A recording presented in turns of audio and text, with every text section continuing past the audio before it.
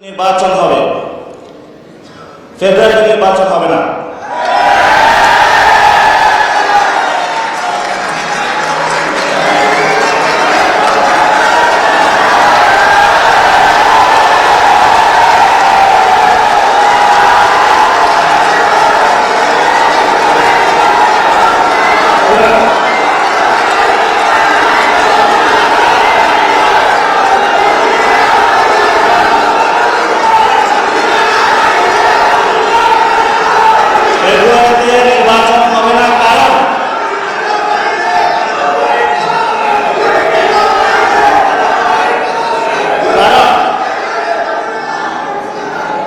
কারণ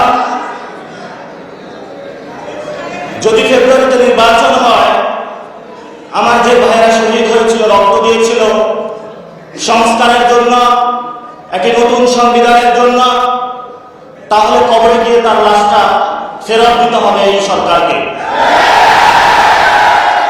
আমার যে ভাইয়ের হাতটা চলে গিয়েছিল, যদি সংস্কার কাজ শেষ না করে নির্বাচন হয়, তাহলে এই সরকারকে আমার ভাইয়ের হাতটা ফিরিয়ে দিতে হবে।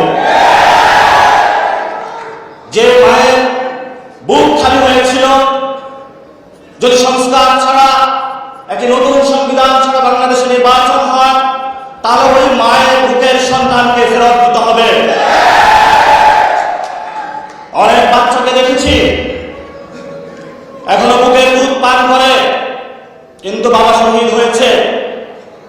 তাদের সাথে যখন কথা বলেছি, তাদের মুখের ভাষা পাইনি, শুধু চোখের ভাষা পেয়েছি।